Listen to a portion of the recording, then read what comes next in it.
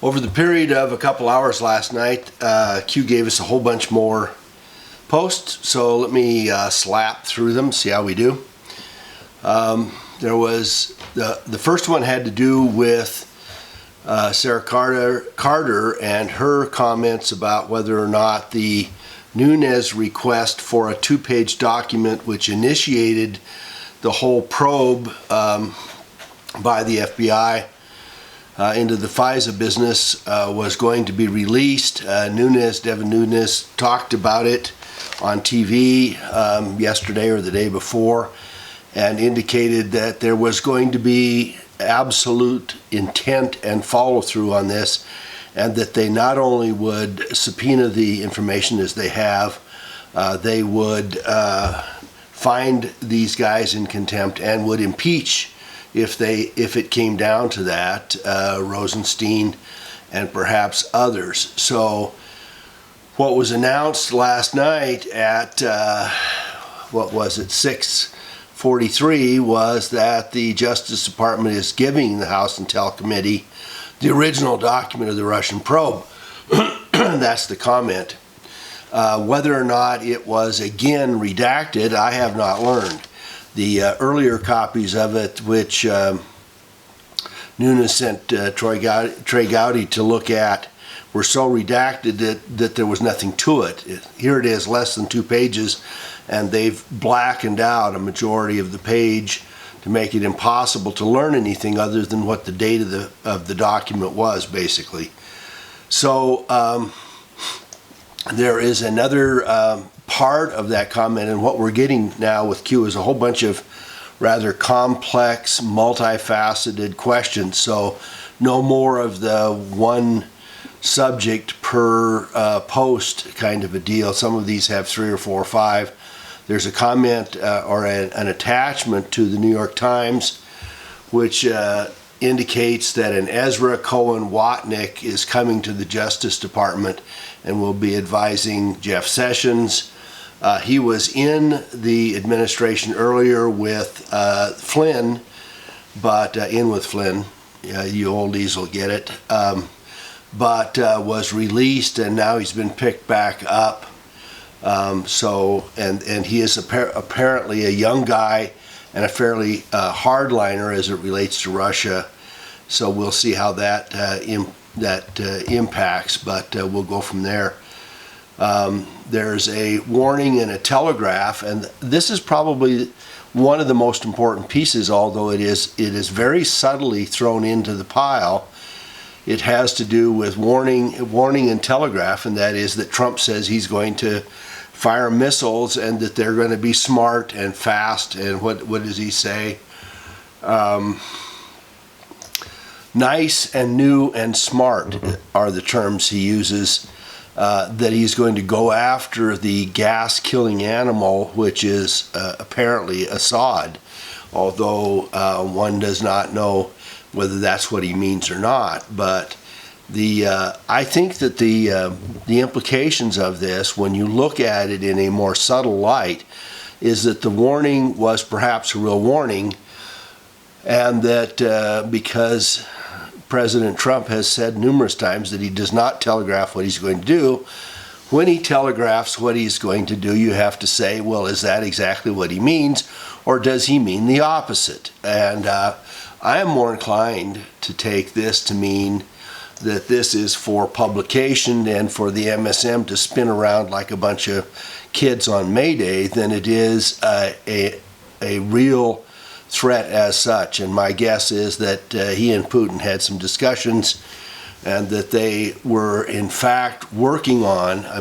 have to hope, and I also appreciate that they are probably working to see that we don't end up in an international nuclear battle over fake chemical warfare that might have been planted just to get us into some kind of triangulation and an awful sequence, which the deep state, the dark state, the shadow government, the nasty folks, the CIA, are all trying to stir up, and some of the Dems are trying to stir up to get us back into war. And well, let me add Jock Strap McStain and his little buddy from the East Coast, from the other coast. It's a cute little guy, Mini-Me, I think we should call him. So, Mr. Graham, I think. So the next posting is a clean H-bracketed house is very important. There is, obviously, that's been an ongoing process. Q has made many references to people resigning, quitting, having medical problems, etc., not running again. And there is some confirmation that the H house is House of Representatives, which is followed in the next Q post or two. And it can or may not be a reference to Paul Ryan, who has decided he's not going to run again.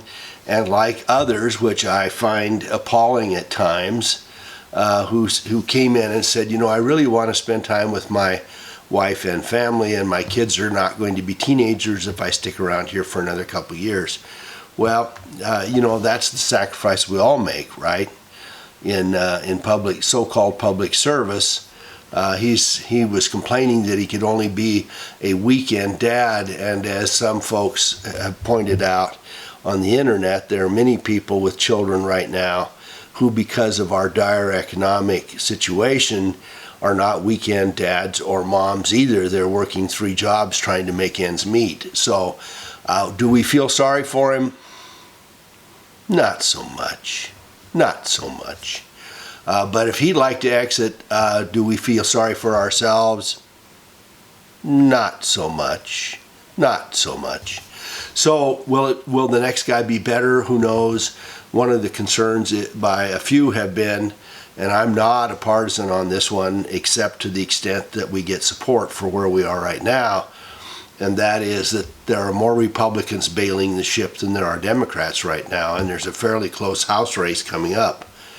So Q reminds us that these communications have to be cryptic and only indicative of what's going on, and that part of that is national security laws, and that it may or may not apply to confidentiality or secrecy, etc., top secret kind of things. Is that true? Well, goodness knows. Who knows? There was a comment by The Hill that Clinton advised Pompeo to stop the purge at the State Department, doesn't want anybody to get rid of those top officers that she put in, what is it now, 6 years ago, 6 years ago. And that's for obvious reasons. Obviously, some of the skeletons which may be in her closet are fairly well hidden by senior advisors who may be shuffling paper from one side to the next. And it may be that the AIM folks and their SES purge requirement is implicated in this, because some of these people may or may not be plants and have alternate agendas. Obviously, many of them do. And does that impact how the Secretary of State and the State Department work? Yeah, of course it does. By the way, I've taken a look at some of that AIM stuff, and there is this kind of drumbeat that says anything that shows up in a plum book, which comes out every couple years, showing the top and senior executives and their pay scales and how the scales are set up, and whether or not they're appointees or senior executives, whether or not they're career or political appointees. And there is this reference that anybody that's in the plum book must be SES, and I'm going to tell you fairly unequivocally that that's not the case. That not everybody that's in the plum book is SES, and which is what appears to be being said by some of the people on Facebook or on YouTube. So be wary of what you learn from everybody, including me, right? So there's also a comment that says then, having to do with Pompeo failing to disclose ownership in some business connected to China, and then he says down she goes. And so does that mean down Hillary goes, or down Pompeo goes, or both? Is this a ship that goes down, which is often referred to as she? Why would Q have added the Pompeo problems into this post? Speculate, right? There are 15 different ways to divide it.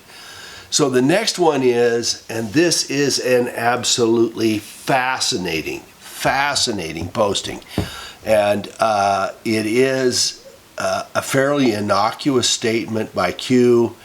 The finder of this should apply to NSA. Well, the finder of it is apparently Edward Snowden, who obviously went from the CIA to the NSA. And I have been one of the more vehement ones that said he was a dark boy, a black op guy.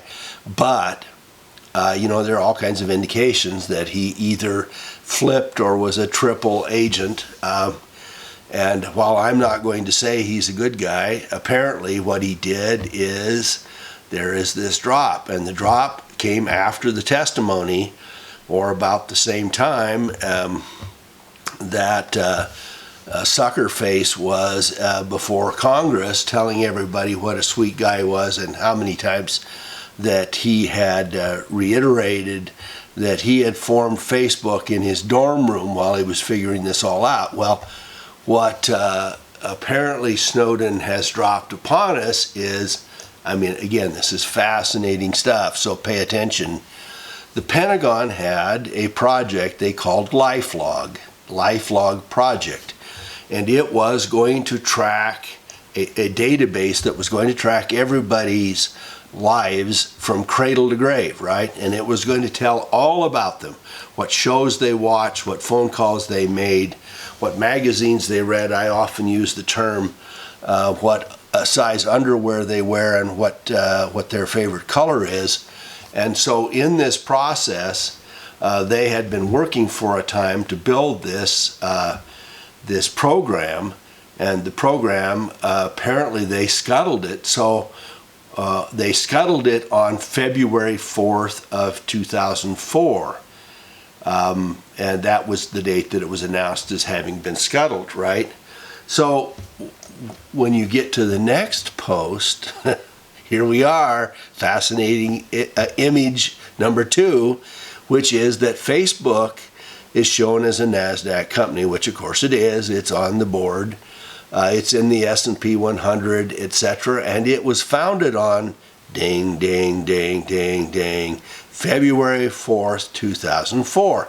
Now, so coincidentally, the program that the government had, that the Pentagon had, that was going to, that was run by DARPA and that was going to keep track of us forever, from cradle to grave, right from how much we weighed and whether we were breech or cesarean section, right to whether or not we died of natural causes or not, was the program that may very well have been picked up by Suckerface, and he may have been just jerked out of his dorm room by a bunch of folks that said, how would you like to be a billionaire, and we're going to toss this $1 billion defense project at you and let you build a company around it, right?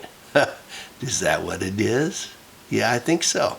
And so there are some implications around this, and those implications include a multiplicity of things, one of which is that it links Facebook to DARPA much more closely than anybody had ever said, at least on the official basis.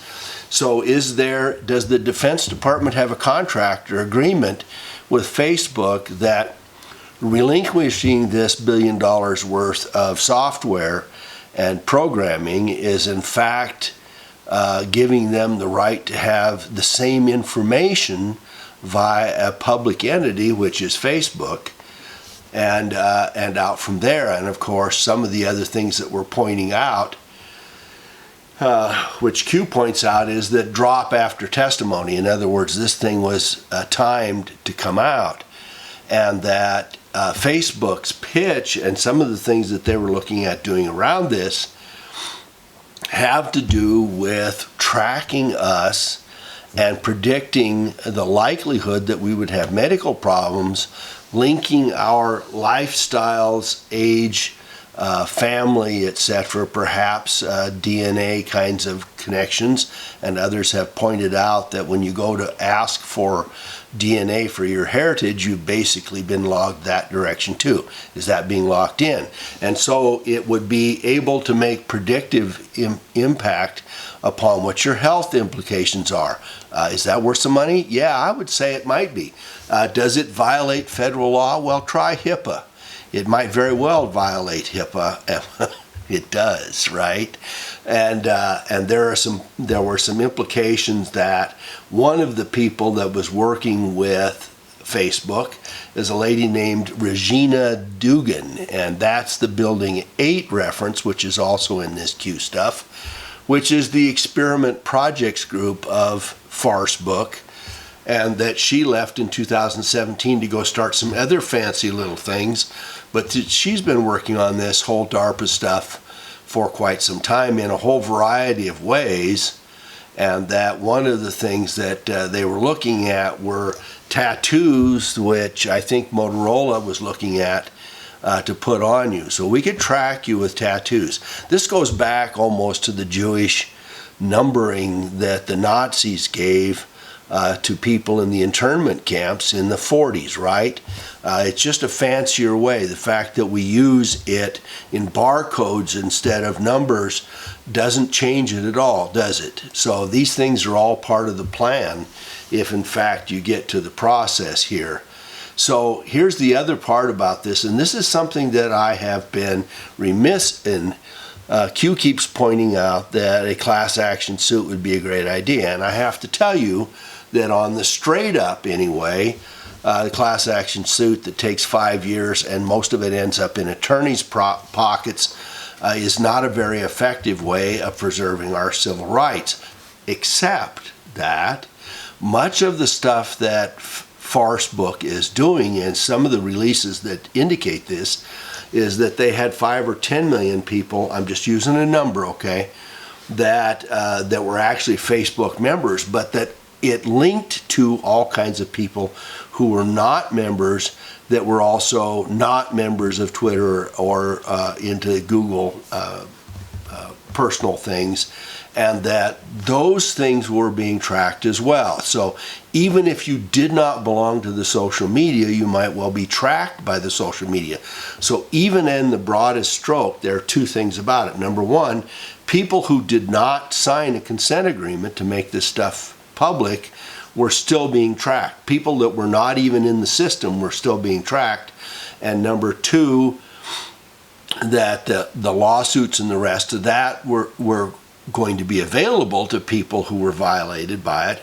And number three, that what has been claimed all along is that these social media things are private, non-governmental things, entities which are not held to the standard of government of protecting our privacy, when in fact the programs may very well have been set up for exactly that purpose. We've all suspected that the CIA is deep into it, but this puts the Defense Department and DARPA and the rest of it right at the core of it, right from the outset. So here we are with another outfit. And so there's another comment that's 32 that says, "Thank you, Alan. Welcome aboard Freedom." And this has to do with Alan Dershowitz, apparently. And Alan Dershowitz, and then the follow-up on it, the next one is number 17 in Q. And there are all kinds of interesting anomalies, which I would not try to put together. Obviously, Q has made reference to this, number 17, which is the letter Q in the alphabet, and that Trump keeps picking out Jersey's number 17, which is fabulous and fascinating and probably a positive sign, and I give some credence to that. It obviously doesn't inherently have anything to do with his name or the number or his letter by itself, so it's a pretty good clue, right?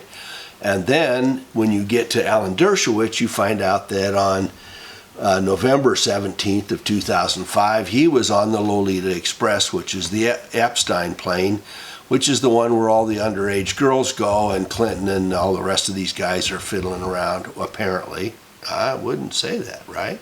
Apparently, as part of this whole sting operation to have these honeypots and to have nasty stuff going on. So is Dershowitz clean? Well, you know, it amazes me that Donald Trump is seemingly capable of having snakes right in the bed with him, and he still doesn't get bitten. Guys like Bolton and now Dershowitz and a dozen others, he's got all of these Goldman Sachs folks wrapped around him. He has CIA and NSA folks that he's appointed and reappointed. And so the question then is, are these good guys or bad guys? Have they been flipped? Are they compromised? Or has he given them freedom from their liabilities, and as a result they have turned good? And that includes Snowden and the rest of them.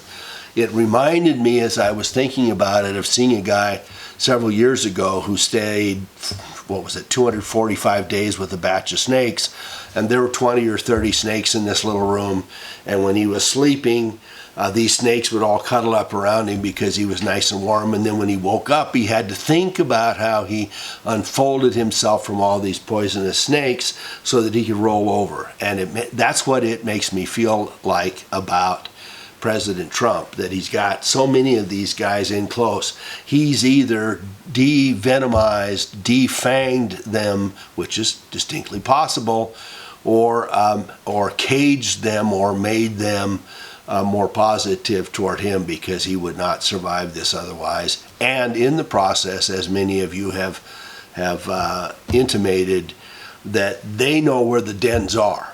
They know where all the rest of the snakes are. They know where the stuff is buried, and that may very well be the only way we would get access to this stuff. So, you know, here we go.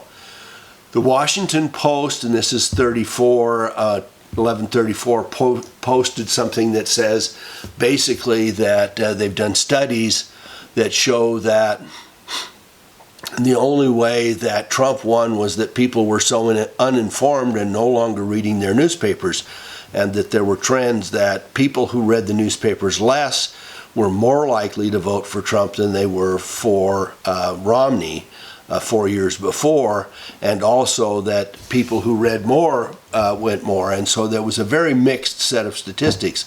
The initial implication of it, and the news article, is that stupid people who don't read the MSM, the mainstream news media, these stupid people are more likely to vote for Trump. That's the implication. And that they are likely to be reading crazy stuff, watching crazy things, looking at these idiotic Q drops and all this other fake media stuff, like me, right? that people are watching that instead and are more likely to vote for Trump.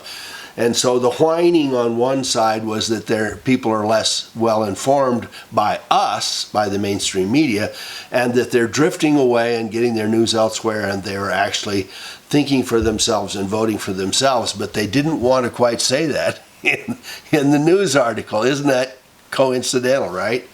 All right, now the next thing has to do with Facebook and Building 8 and China, and this goes back to the woman I was talking to you about, Regina Dugan, and all of the crazy stuff that Facebook is doing effectively to build around the program that they got from the feds at the outset, right?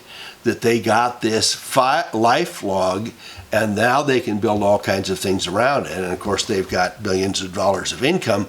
And is the income coming from the news and the advertising and the rest of that stuff, or is it coming from us as taxpayers to keep the Facebook going and paying them off as they go for the information that is being taken from us and stored and logged and used by the government and by private agencies to track us? So there's a comment by Q that this is night 5 and it's serious. And there were people who said, well, what happened, because night 4 was several days ago, and Q's response was Syria. Syria was the thing that filled the space, and that was the gap. There was a q-anon that said, "Can you confirm that number 17 regarding the jerseys is a confirmation of Q, the presence of Q?" And then that was the comment that, "Alan, welcome aboard plane 17Q," right? So if you get aboard the Q plane, you're on plane 17. Now, there's also some other stuff that indicates that the Malaysian flight 17 was downed in 2014. Is that going to be disclosed? I think that's an outlier. I don't think that's part of the deal.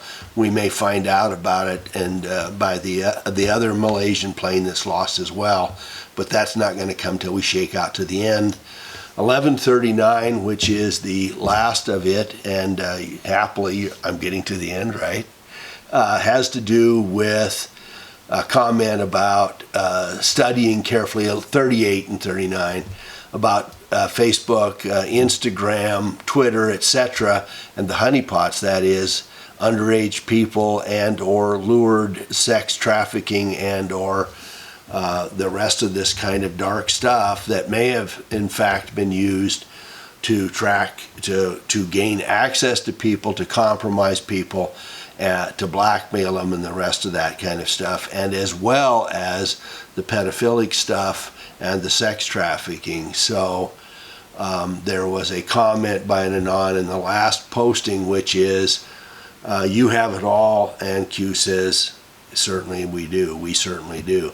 So there is also an indication that Trump signing that sex trafficking thing, which I was concerned about when it came out, a couple months ago, that they were going to use the sex trafficking provisions, that is, clamping down on web hosting outfits that might in fact be used by people for sex trafficking, that they would just simply shut them down. And what in effect seems to be happening is that Trump is using that to go after the outfit that they found, I'm trying to think what the name of it is, that they found in Sedona, Arizona over the last few days, that Cindy and Jockstrap made some comments about, and one wonders whether they object too much, but that those things may well have in fact been used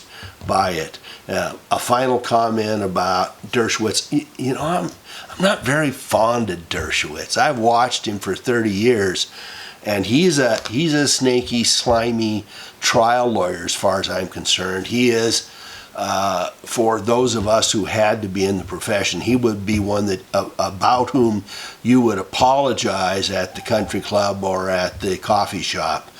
And his objection to the implications of him riding on the Epstein Lolita Express and going down to the island was, "Gee, I was just there to help out Harvard," because he was going to give $50 million to Harvard, and that I was introduced to him, get this, I was introduced to Epstein by Lady D. Rothschild, okay? Lady D. Rothschild. So the plot thickens, the plot gets thicker and thicker, and so we are 1 degree away from the Rothschilds, from Evelyn and Lady D, Lady Lynn D. So is Alan there for other reasons as well? I mean, Epstein's a little guy, he's just a billionaire. But are we there for other reasons? And we may well be.